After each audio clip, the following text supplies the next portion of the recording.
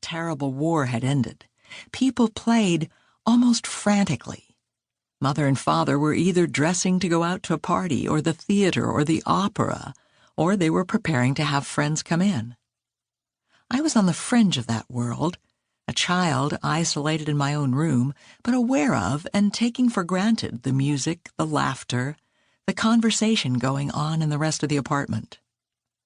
My parents had been married for nearly 20 years when I was born, and although I was a very much wanted baby, the pattern of their lives was already well established, and a child was not part of that pattern.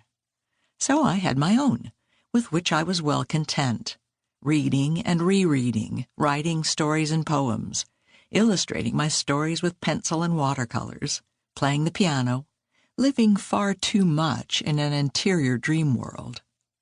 But that interior dream world has stood me in good stead many times when the outer world has seemed to be collapsing around me.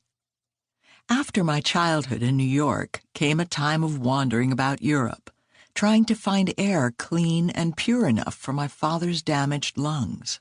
World War I, which had little place in Hugh's early life, remained paramount in mine, along with the fear of war. What I, overprotected by my solitude rather than my parents' design, did not realize was that the terrible Wall Street crash of '29 had affected everyone's lives.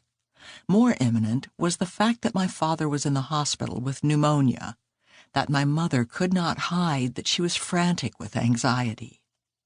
Then the crisis was over and he was home, but nothing was the same. We were moving, leaving New York and moving to Europe.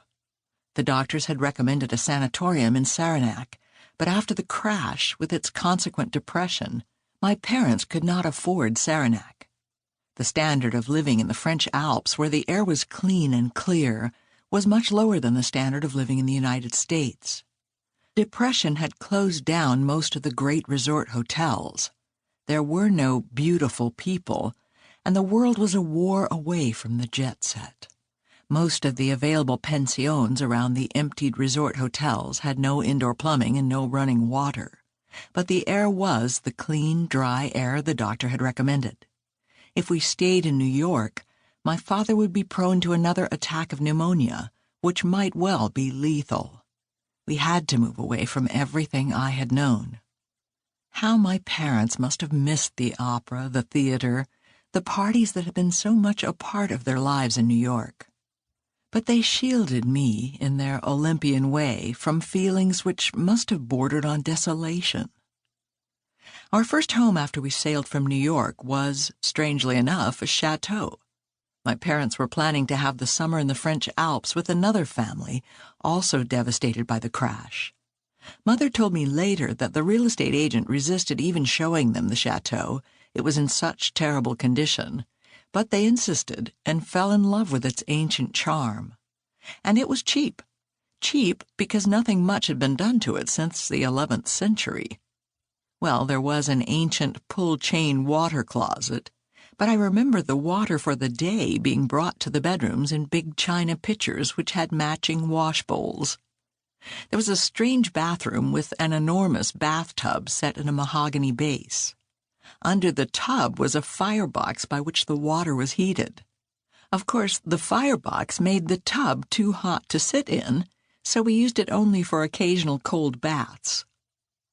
2 young women from the village helped out, accustomed to cooking with no running water, no refrigerator, nor, for that matter, a stove.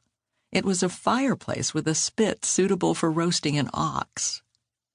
It is impossible for me to understand what total dislocation this must have represented for my parents. They had not been rich, but they had been surrounded and nourished by the richness of New York's artistic community. Suddenly, to be totally uprooted and set down in a tiny provincial village without even a radio for music must have been shocking. I spent the summer dreaming and wandering through the dusty rooms of the chateau. The great day for the grown-ups was Friday, when the horse-drawn fish cart clattered across the cobblestone streets of the village. Not only would there be fish for dinner, but the fish were kept fresh on ice, and my parents were given enough ice so that on Friday evening